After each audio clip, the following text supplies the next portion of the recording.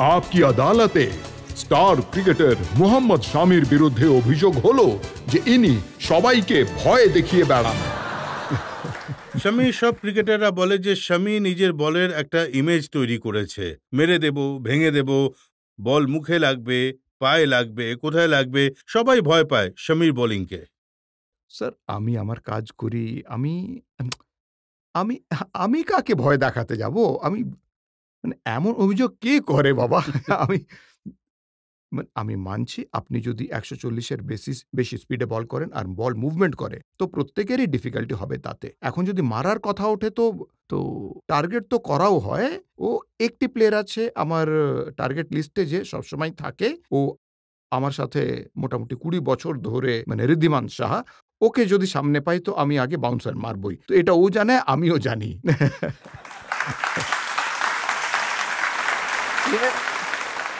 Even আমরা দুজনেই নয়, সারা টিমের এই ব্যাপারটা জানা। ও যদি যায় আর এই বোলিং করে, আগেই বাউন্সার মারবে।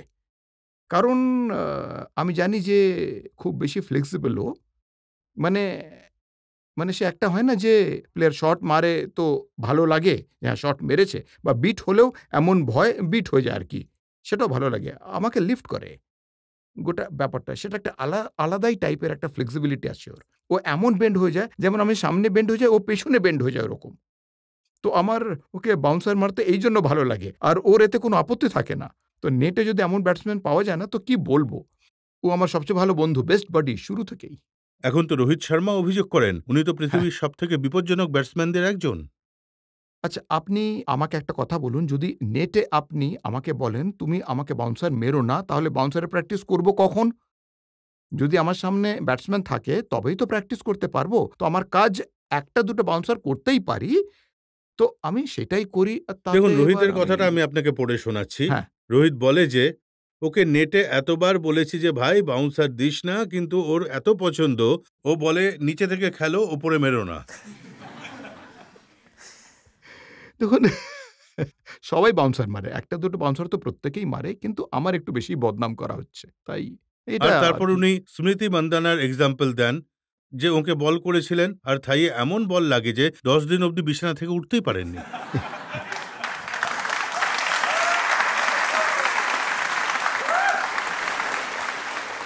না, তখন আমার হাঁটুতে অপারেশন হয়েছিল ২০১৫ ওয়ার্ল্ড কাপের পর। তো রিহ্যাব চলছিল, উইমেন্স টিম আসে, ইন্ডিয়ার এনসিএতে প্র্যাকটিস করে। তো ফিজিও বলে যে আপনাকে ৪ ওভার ৫ ওভার করতে হবে, আর শর্ট ডিস্টেন্সে করতে হবে ৪-৫ বার রান আপ নিয়ে আর কি। তো আমি বলি, আরে বন্ধু, আমার ম্যাচ চলছে, আমি ওদের করতে পারি, কারণ আমি একা করতে বোর হয়ে যাব। তো আমার ব্যাটসম্যানও চাই। ওনারও মনে হয় হ্যাঁ ৪-৬ পা দূর থেকে কি পেস করবে, এমনিতেও পা তো ল্যাংড়াই ছিল আমার। তো মেয়েদেরও আমি প্রশ্ন করি, বলি ৪-৫ পা রান আপ নিয়ে করলে ওকে আপনারা? ওরা বলে ঠিক আছে, কিন্তু ওরা এক্সপেক্ট করেনি যে সুইংও হবে। ওদের তো পেসের আইডিয়াই ছিল যে ৩০ গজ থেকে দৌড়ে এলে পেস করবে। এখন উনি এমন শট মারেন, আমি মানে ওর সঙ্গে কথা বলি, এটা আইডিয়া ছিল যে হাফ হলে মানে ১৩০ তো হবেই হবে, তার চেয়ে হাফ হলে মানে ওই ১১০-১৫ হবে, মানে এভাবে আইডিয়া করে নেন, ঠিক আছে। কিন্তু সুইংও যে হবে এইটা উনি আইডিয়া করতে পারেননি। প্রথম দুটো বল আমি বাইরে রেখেছিলাম, তো বিট হয় ওগুলো, তা এরপর ভেতরে যে বল রাখি ওনার থাইয়ে লাগে আর কি, ওখানে ব্যাপারটা শেষ। তারপর থেকে আমি বোলিং একলাই গিয়ে করি। বলি না ভাই, এটা বেশি হয়ে যাবে আর কি। দেখুন, বিরাট কোহলির মতো প্লেয়ার ও এটা বলে যে শামির বল খেলা ইম্পসিবল, বোঝা যায় না যে বল ভেতরে ঢুকবে না বাইরে যাবে। এটা মিথ্যে কথা। কিন্তু যখন বিরাট আর রোহিত থাকে তো আমাদের কম্পিটিশন হয় আর কি। ও বলে যে আমি আউট হব না, আর আমি ভাবি যে আমি আউট করবই। তো এমনও হয় যে কখনো কখনো খুব ভালো বলেও শট যখন মারে, আবার হাসেও সামনে দাঁড়িয়ে। এখন দুদিক থেকেই হলে তাহলে কি করে হবে? কিন্তু এখন বিরাটকে আউট করার ফর্মুলা আপনি বানিয়ে ফেলেছেন। হয়ে থাকে স্যার, কিন্তু ও তো রানও করে না।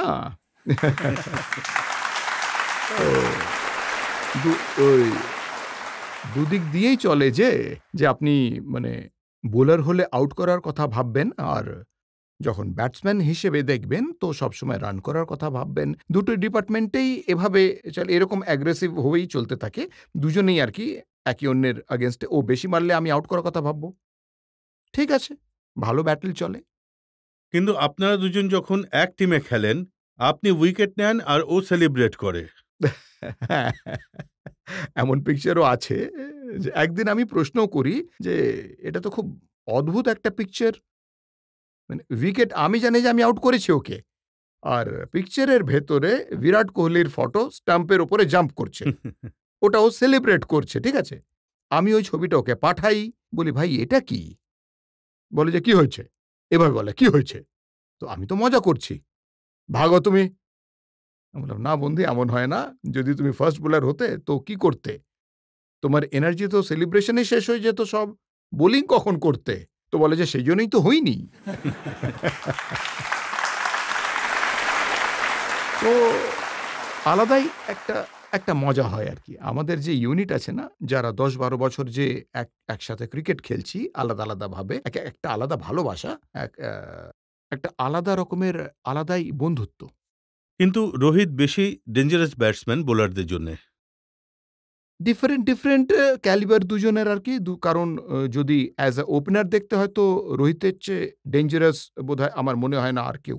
স্পেশালি ওয়াইড বল তো ওরে বাপরে বাপ!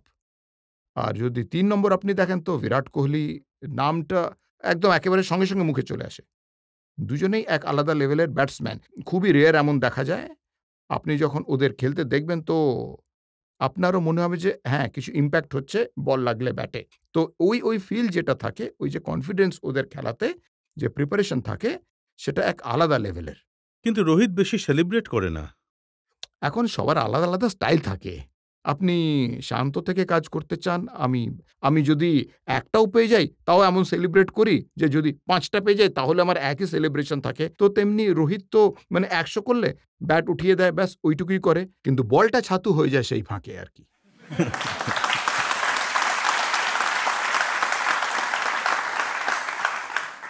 কিন্তু রোহিতের একটা স্টাইল গালি দেওয়া। ওরে! ওটা তো বেশিই করে। মানে মুম্বাই সাইডে যারা থাকে, সরি যদি কেউ থেকে থাকেন, বাট মানে ওটা গালিগালাজ নয়। অ্যাকচুয়ালি মানে ওদের জন্য ওটা একটা টোন, মানে কথা বলার ধরন আর কি ওটা। আমাদের এখানে কেউ বললে তো লড়াই লেগে যাবে। ওখানে এটা মানে এমন নয় যে পারপাসলি দেয়। বাট ওর ধরনই এমন আর কি কথা বলার, যেমন লোকালে কথা বলে না? তো সেভাবেই ওখানে কথা বলা হয়। বাট হয় না যে কখনো, কখনো মানে টেন্সও গেম নিয়ে আর মানুষের গালিগালাজ বেরিয়ে যায়, রিঅ্যাক্ট করে লোকে আর কি। আজকাল স্টাম্প মাইক থাকে তো মানুষ শুনেও ফেলে। অনেকগুলো কেস আছে এমন আর কি। কারণ আপনি পাল্টাতে পারবেন না, ইগনোর করতে পারবেন না। মাইকে প্রমাণ থেকে যায় না আপনার সামনে। এখন আপনার আর হার্দিক পান্ডিয়ার যে চেঁচামেচি হয় সেটাও সবাই শুনেছে। অ্যাকচুয়ালি ও ভালো মনের ছেলে আর কি। পরে পরে ওসব রিঅ্যাক্ট করে ফেলে। ও নিজেও জানে না যে কি হয়েছে। আমি ওকে বলি যে, "কি হয়েছেটা কি?" বলে যে, "আমি তো জানি না।" তো ভাই তাহলে কেন? তো পাবলিককে মজা দেওয়ার জন্য? তো বলে, "তুমি তো আমাকে জানো ১০ বছর ধরে। আমি তোমাকে ভাই ছাড়া অন্য কিছু ওয়ার্ড বলেছি?" বলি যে, "না বলোনি।" "তাহলে এখন আমি কি করব?" "আমি জানি না। আমায় মাফ করো, আমি জানি না বাবা। তুমি বলো তো আমি ভিডিওতে সরি বলতে রাজি।" আমি বলি, "না, তার কোনো দরকার নেই। বাট যদি তোমাকে মানে ক্যাপ্টেন্সি দেওয়া হয়, যদি মানে অ্যাজ আ মানে নেতা মানা হয় তোমাকে, তোমাকে তো পেশেন্স রাখতেই হবে। তোমাকে সেইভাবেই থাকতে হবে যাতে মানুষ মজা না নেয়।" তো ও বুঝতেও পারে সবকিছু, কিন্তু ওটাই না যে ওর টোনটাই ঐরকম আরকি। হ্যাঁ, উনি ওদিকেরই। হ্যাঁ। কিন্তু যে এই দিককার ক্যাপ্টেন ধোনি, ওর কুলনেস তো অসাধারণ। উনি কি সত্যি এতটা কুল যতটা টিভিতে দেখা যায়? নাকি ওনার মাথা গরমও হতো? না, এমন নয় যে সবসময় কুল। যে গেমে যে সিচুয়েশন চলছে, যে গেম যা ডিমান্ড করে সেটা বোঝার ক্ষমতা ও খুব ভালো রাখেন উনি। আর স্মার্টলি উনি যে গেম খেলতেন, মানে খেলাতেন, ওটা একটা আলাদা পদ্ধতি ওনার। এমন নয় যে অফ দ্য ফিল্ডও একটু অ্যাগ্রেশন তো ছিলই। এমন যে ছিল না তা নয়। আপনি ভুল গ্রাউন্ডে করলেও ও আপনাকে বলে দেবে উনি যে, "আপনি এটা ভুল করছেন। আমাদের এটা প্ল্যান ছিল আর আপনি এই প্ল্যানে আলাদা। আপনার বরং এইটা করা উচিত।" তো ও মানে কখনো, কখনো এমন ক্যাপ্টেন আমার মনে হয় যে ইরিটেটও হয়ে যায় মানুষ যে যখন বেশি রান হয় বা আউট করা যাচ্ছে না, তখন আমার মনে হয় যে হয়ে যায়। ও হয়ে যাবে হয়তো। কিন্তু ক্যাপ্টেন কুল বলা হয় কারণ উনি নিজের ভেতরে থাকেন, নিজের মতো করে গেমটা চালান আর সত্যিই গেমটা বের করে নিয়ে আসেন। আর এটাও মানুষ দেখেছে যে 2019-এ যে হ্যাট্রিক আপনি করেছিলেন, খুব আলোচনা হয়েছিল সে নিয়ে। তার আগে ধোনি আপনার কানে কোনো মন্ত্র দিয়েছিলেন, কি করতে হবে? ওই ম্যাচটা খুব টাইট হয়ে গিয়েছিল আর এক টাইপে আমাদের হাত থেকে বেরিয়েই যাচ্ছিল গেমটা। কারণ ১২ বলে ১২-১৪ রান ছিল বোধহয়। আর নভি খেলছিল ওখানে। তো প্ল্যানিং ছিল আমাদের ওকে লেগ স্ট্যাম্পে আটকে রাখা হবে। ওই দিকে সাইডটা একটু বড় ছিল। ও আউট হলো। তার পরের উইকেট যখন আউট হয় তো ও দৌড়ে আসেন উনি বলেন যে, "কি করতে চাইছো?" আমি বলি, "আর কোনো অপশন নেই। ঝটপট সোজাসুজি মারবো।" তো উনি বলেন যে, "হ্যাঁ, মেরে ফেলো।" তো আমি ইয়র্কার মারি, হ্যাট্রিক হয়, ম্যাচও জিতি ওখানেই। সে তো ইতিহাস হয়ে রয়েছে। একবার আমি শুনেছিলাম যে খুব বিরক্ত হয়েছিলেন ধোনি যখন ম্যাকলামকে আপনি বাউন্সার দিয়েছিলেন। হ্যাঁ, একটু ঠিক মানে তেমন নয় যে বিরক্ত মানে একটু রাগ করেন আরকি উনি। অ্যাকচুয়ালি ও মানে বিরাটের থেকে ১৪ রানের মাথায় ক্যাচ পড়ে যায়। তারপর মানে ৩০০ র উপর রান হয়। ২য় দিন ছিল বোধহয়। ২ দিন ফিল্ডিং করতে কেটে গেছিল। একটা ভালো শট মারে। লাঞ্চের আগে লাস্ট বল ছিল, লাঞ্চ আওয়ার ছিল। তো আমি বাউন্সার দিই আর সেটা আ মাহি ভাইয়ের ওপর দিয়েই উড়ে যায়। ৪ হয়ে যায় ওখানে। তো লাঞ্চে আমরা একসঙ্গে যাচ্ছিলাম। উনি জিজ্ঞেস করলেন, "এটা কি করলে তুমি?" আমি বলি, "জানি না, হয়ে গেছে।" তো বলে যে, "আচ্ছা, আমাকে শেখাচ্ছ?" অনেক এসেছে যারা শেখানোর চেষ্টা করে। তো ওই রিঅ্যাকশন সবথেকে হার্ড ছিল আমার কাছে উনার আজ পর্যন্ত লাইফে। অনেক মানুষ যারা ক্রিকেট খেলেন আপনার সঙ্গে তারা বলেন যে মোহাম্মদ শামি আর মহেন্দ্র সিং ধোনির এমন সম্পর্ক যেমন একজন বাবা আর ছেলের রিলেশন। দেখুন উনি আ সবসময় ভালো গাইডেন্স দিয়েছেন। অনেক কিছু মানে শেখানোর মানে চেষ্টা করেছেন উনি। কন্ডিশনস কেমন, কি করা যেতে পারে। এক সিনিয়র প্লেয়ারের যে একটা রোল থাকে, সেটা উনি খুব ভালোভাবেই পালন করেছেন। আর আপনি স্ক্রিনে সবসময় দেখবেন যে উনি কিভাবে প্লেয়ারদের চালনা করেন। সাথে কিভাবে গেমকেও চালান উনি। এটা খুবই জরুরি যে একজন প্লেয়ার যখন লিডার তখন মানে তার সঙ্গে আপনি যদি কথা বলেন তো একটা আলাদাই টাইপের মানে কনফিডেন্স পাওয়া যায় যে হ্যাঁ, ইনার কথা বলার পদ্ধতি আলাদা। আপনি অন্য কারো সঙ্গে কথা বললে তার পদ্ধতিটা অন্য হবে। আচ্ছা, আপনি মিস করেন ফিল্ডে ধোনিকে? মিস ওখানে আমি সবসময় করি যখন আপনার বেস্ট মোমেন্ট আসে, যখন আপনি ভালো টুর্নামেন্ট খেলেন, আপনি সবসময় মিস করবেন। এটা নয় যে আপনি মিস করবেন না। সবসময় মানে কোথাও না কোথাও এখনো যখন ঘরে বসে থাকি কথাবার্তা হয়, ম্যাচের কথা চলে, তো কোথাও না কোথাও আপনার যত সঙ্গী ছিল সবার কথা মনে পড়েই যায়। ধোনির সঙ্গে এমন কোনো বেস্ট মোমেন্ট আছে যেটা আপনার মনে পড়ে? যখন আপনি গেমের মধ্যে থাকেন, তখন আপনার মধ্যে এতটা কামনেস নিয়ে আসেন উনি যে আপনি যা প্ল্যান থাকে শুধু সেটাই দেখতে পাবেন। ব্যাস এটা সবচেয়ে ভালো জিনিস লাগতো আমার উনার ব্যাপারে। আর সবসময় যখন আপনি ট্র্যাক থেকে অফ হয়ে যাবেন, যখন আপনি ভুল লাইনে বল করবেন, তো আপনি দেখেছেন যে হয়তো যে উনি দৌড়ে আসেন। আর শুধু সেটাই রিমাইন্ড করান যে, "আমাদের কথা এরকম হয়েছিল, একটু ভুল হয়ে যাচ্ছে। যদি চেঞ্জ করতে হয় তো বলো আমাকে।" এইটুকুই শুধু উনি বলেন। সবথেকে ভালো লাগে এটাই উনার। দর্শকের প্রশ্ন শুনে নেব। এরকম শোনা যায় যে আপনি ননভেজ খেতে খুব ভালোবাসেন আর আপনি নিজেই রান্না করেন আর খান। এটা কি সত্যি? যতদূর ননভেজের প্রশ্ন, না তো আমার কোনো দ্বিধা আছে, নাই আমার কোনো রকম লজ্জা আছে এতে। গোটা পৃথিবী ননভেজ খায়, আমিও খাই। আর এমন নয় যে ভেজ খাই না, বা খাই, ভেজও খাই। আর কিন্তু আমার ইমেজ এমন বানিয়ে দিয়েছে লোকে, মানে বলে, মজা করে বলে এমন হাইপ দিয়ে দিয়েছে যে আমি মানে যেন মনে হয় বিরিয়ানি আর কাবাবের ওপরেই বসে থাকি। বাট ভেজও খাই।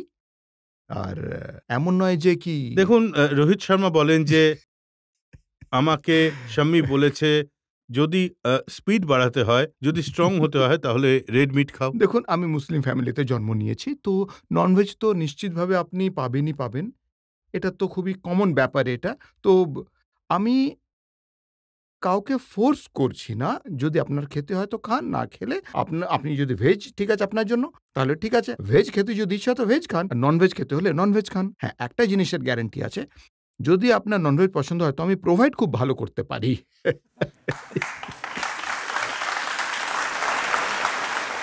রবি শাস্ত্রী বলেন, যখন উনি কোচ ছিলেন, ম্যাচ চলছিল, লাঞ্চ টাইমে উনি আপনার প্লেট দেখেন, বিরিয়ানিতে ভরা ছিল, তো উনি কমেন্ট করেন আর আপনি রেগে প্লেটটা ফেলে দিয়েছিলেন। হ্যাঁ, 2018-র কথা, যখন আমরা সাউথ আফ্রিকার লাস্ট ম্যাচ জিতি, সেই ম্যাচটার কথা আর কি। তো এখন লাঞ্চ আমার কি ভুল ছিল তাতে?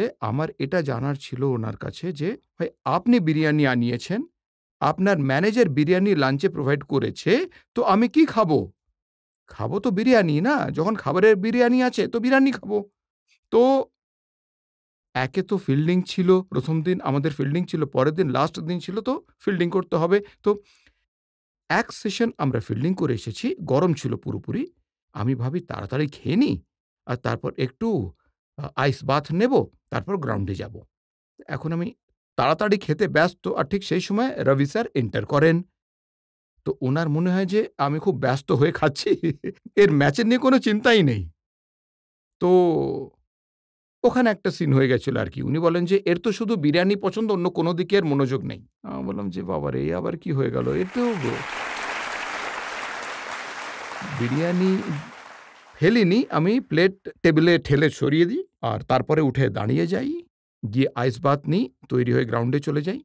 তারপর আর কি আসে ২-৩ জন মাঝে কথা বলতে। আমি বলি, কথা বলিস না।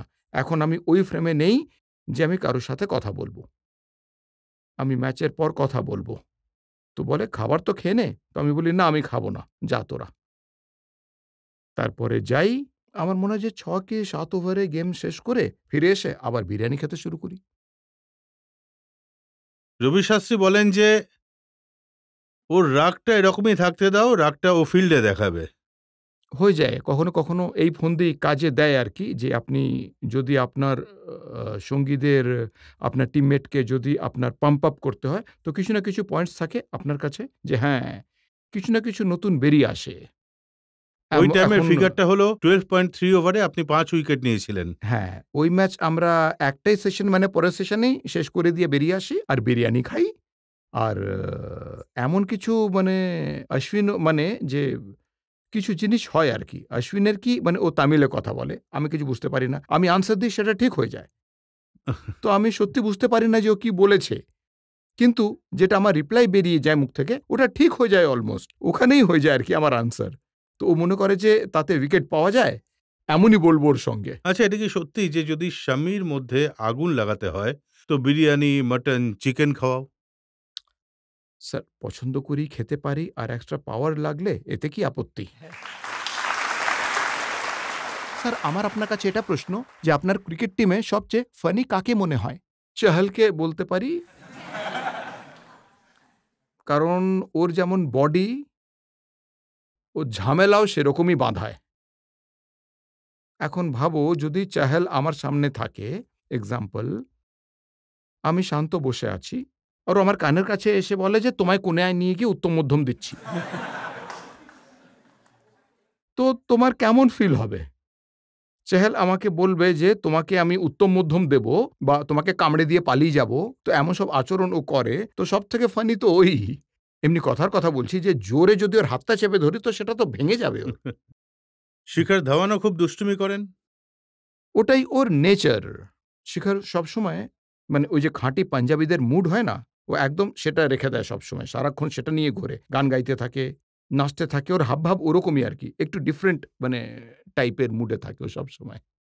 স্যার, আমি শুরু থেকেই আপনাকে নিজের আদর্শ মনে করি। Thank you. আমার প্রশ্ন হলো যে, আমি যেমন আপনাকে আদর্শ মনে করি, আপনার থেকে দেখে অনেক কিছু শিখি আপনাকে দেখে, তো আমি জানতে চাইছি আপনি কাকে আপনার আদর্শ মনে করেন শুরু থেকে? স্কিল ওয়াইজ যদি আপনি দেখেন তো ডেল স্টেইন আমার ক্যাটাগরিতে ছিলেন উনি। হাইটও খুব একটা বেশি ছিল না, পেসও এত ভালো কিছু ছিল না, অলমোস্ট মানে আমার কাছাকাছি ছিলেন উনি। তো আমার সিমিলারিটিতে তো উনি পছন্দ, কিন্তু শেখার কথা হলে তো আমি ওয়াসিম আকরামের থেকে আমি অনেক কিছু শিখতে পেয়েছি, জাহির ভাইয়ের থেকে অনেক কিছু শিখতে পেরেছি, আশিস নেহরার থেকে আমি অনেক কিছু শিখেছি। রোল মডেল এমন হওয়া উচিত যার কাছ থেকে শিখে আপনি কাজে লাগাতে পারবেন। আমার তো ডেল স্টেনই ছিলেন।